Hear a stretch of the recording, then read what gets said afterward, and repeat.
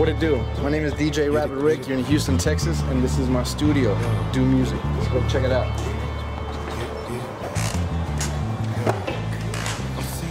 This is the general waiting room slash where all the rappers' friends hang out. As you can tell, we got Xbox, PS3, Connect.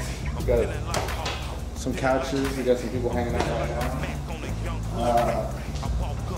I always try to keep like graffiti art in the studio, as you can see, other kind of art. Check out the scene we got now. A little ball, we roll up, have a couple drinks.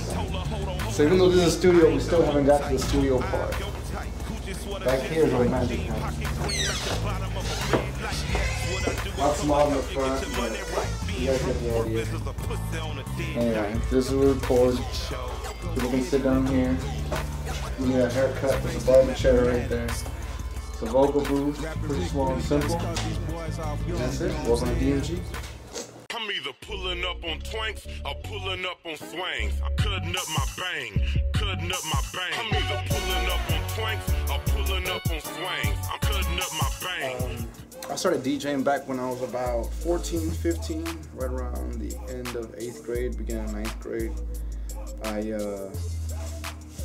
I always had my cousin Eddie had a pair of turntables, probably the only one in my small town of 30,000 from West Texas, from Del Rio. But yes, I had turntables. Watched the movie Juice. I was like, you know, a fan of Omar Epps' character Q, the DJ. So started like, I guess right around 8th and 9th grade. Got my turntables from my cousin Eddie and everyone else I was inspired by. And you know, back in the day, this was before MP3s and stuff, right? So we actually had to buy vinyl, and I had to drive 2.5 hours to San Antonio to buy like one single of Big Pun or something like that. So started DJing back then, 8th grade. It was a lot more difficult because you had to drive 2 hours to get records, but I DJed across the border back in the day too. The border was a lot safer than it is now. People used to drive down there and get trash, college kids or whatever, and you know, so they needed a DJ. So that's where me and my buddy Axel and a couple other folks would like fill in that gap and, you know, play rap, dance music, anything else that wasn't on the radio, because all we had on the radio was pretty much country and Spanish music. So did that through high school, went to UT Austin, and then, you know, I think I held a job at Foot Action for a couple months or something before I got a gig on 6th Street, and I just kind of been there ever since. I still do a lot of DJ gigs on 6th Street, and now I'm getting like booked almost all over the world just from, I guess, playing on 6th Street, making mixtapes for people like this guy, Chamillionaire, working with people like Chalie Boy, this one just came out the other day, and then doing like weird other like mixtapes like this Zero Greatest Verses.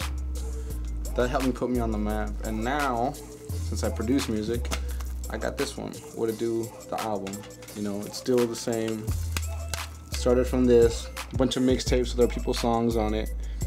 Get a different host like Killa Kyleon or Trey the Truth. You know, and this is all the same thing. Whut It Dew. It's all produced by me. I got features on here like Boosie, Pokey, Devin the Dude. You guys know. Check out the website, whatitdew.com.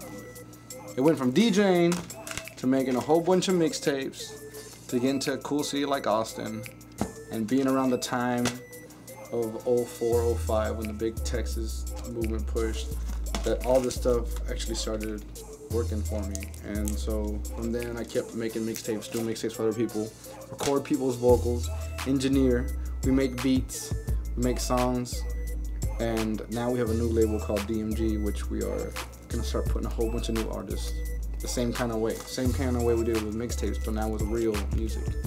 So that's it. That's how I am where I am, and it's all because of hard work and diligence. And I eat my vegetables too. I'm leaning like man, I got my mind on my money, so I keep me some rubber band. Baby, I'm so dirty, but I'm riding ride so clean. But I'm riding so down. Coming down on them haters, acting bad on them glassy things. Them glassy things. Yeah, back in the days, me and my partner Big Mo only paid 50 for a goddamn foe. Nowadays, it's at least 200. Folks poking out when you see me coming. Never Everyone asked me about when my first big break was or what event happened where it's like, all right, this is serious. Those events still keep happening. I mean, I could go back to like when I was in college and I spent all my rent money to press up my first mixtape, which is a cassette. I'm trying to see if I have a copy. Yeah. This is the first time, right here. I decided not to pay rent one month, and I decided to press these up. And I think I gave these out at like on the UT campus somewhere, and I think that same night I got asked for a DJ gig. Got the DJ gig. You know, I kept that DJ gig for a good 2-3 years, and it paid very well. And that's just from playing records at a club, getting trashed with hot girls. This is my job. Yes, that was a good, like, a good way of seeing that, hey, this might be cool. Maybe I should keep doing this. So that's a monumental, like, I guess, period in my life. But also, I don't know, DJing with Chamillionaire, like at TRL or 106 in Park or in Norway or the Glastonbury Festival or just any kind of like big, huge event with a whole bunch of people. All those have been like little monumental peaks or just like moments of like, wow, this is cool, this is great. But I don't know, Bun B just left the studio right there. Is that a moment too? I think it is so. I think, you know, making sure your life is filled with a lot of those moments of like, wow, this is good, this is great, this is cool, this is a big break. It'd be really nice to see a lot of money in the bank. So whenever that happens, I'll let you know. I first met Chamillionaire at Trey the Truth's first album release party in Austin, on the corner of 6th and Red River. Before it was called Emo, it was called something else. And it was there that they had a big release party for Trey's Losing Composure album, which featured everybody. Paul Wong Camino was there, Zero was there, OG Ron C. I met them all at this one little like event, and I set up a booth, moved the first mixtape, which I think at that time was Austin Powers Part 1, which it's kind of like the Whut It Dew, except it had a bunch of Austin artists on it. Met him there. He already heard of me through a friend of mine, DJ Sense, and who had given my mixtapes before, and he said, this is cool. So he come in and bought a copy from there, and then ever since then I'd keep seeing him and at different like music events or conferences. He would remember me. He'd always like the mixtapes, and he hosted one of mine, and you know, I always had a good relationship with him. I wouldn't bug him with too much stuff. I'd always try to be helpful if, you know, I saw him somewhere. And I don't know, we just hit it off. I think he needed a DJ to go out of the country for him during the Sound of Revenge album. And no one had a passport at the time. Like, none of his DJs did, so he asked me to go, and ever since then I kind of just stuck around, and you know, I'm his tour DJ, and record him sometimes, and he gives me a lot of advice. I give him some advice sometimes. So that's how we met. That's how we stayed cool. And there's a lot of people in Texas, in the music industry in Texas, are kind of really genuine like that. You can actually be their friends and stuff. The cool thing about being from Austin is there's just so much talent, and you know, it's very, very hard to like be able to name everybody and everyone who's doing things, because people have been doing stuff there for years. People have like, you know, been doing stuff as different names and now are part of a band or a group or stuff. But when it comes to rap, there's 3 artists that I really like. Our artist Gerald G, very talented dude, writes really good songs, and is just someone that I see like at shows that's getting up on the mic and just killing it. I like him. I like Zeely32.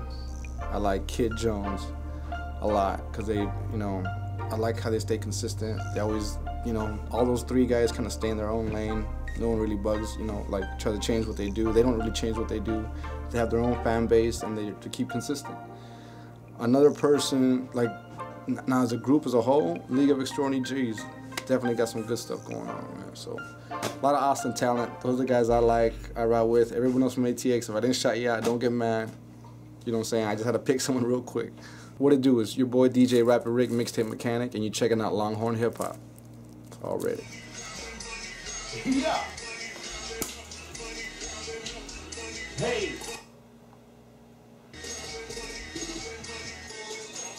Yeah. Yeah. Hey.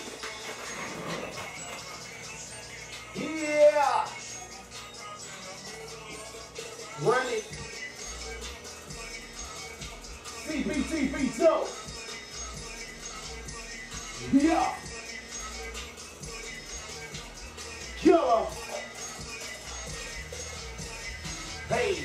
Big wheels on the caddy, I'm flipping. Wet paint just to make it look different. Kush got me so hot that I'm drifting. Leaning on 2 cups, I'm sipping. Top gun, no hat, it's missing. Butter seats like I'm sitting on skipping. Shotgun, keep a video fixing. If not, then it's baby your missus. I make a main gal, baby, no infant. Stop a friend, I'ma keep my distance. I hear him bumping, I don't pay him no attention. Count money cause I'm so consistent. So much I might need an assistant. Not about it, I ain't got no interest. And I get my oatmeal instant, pimpin' running through women just like track. So a nigga got me and these guys talk 10, but a nigga got 20. Keep it 100, y'all niggas not 20.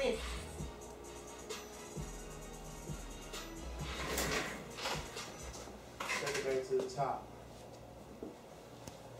I guess y'all met him in the rich nigga mood. Blowing that money, you own that money. Y'all eyes on me, I'm showing that money. Pop that bin and I'm throwing that money. Got it fall from the sky like it's snowing that money. Y'all niggas talk, but it talk that cash. Rolling up grass, getting high like gas. Niggas that jack don't get no pass. AK-47 like the Utah Jazz. Bitch, y'all ball, y'all niggas shot off. My time money, y'all niggas clock off. Man, I'm getting sad they ain't so they here for the season. They wanna drop salt. Wanna be a boss, homeboy, that counts. But y'all niggas broke, can't pay that tab. But I drop that cash, then I pop that tag. You can see my swag, I've been out that slab. And my bitch fan like a teenage baby. 24/7, everyday play. I get money, them niggas just say they get it. That's cheap talking, I don't pay that. Get it?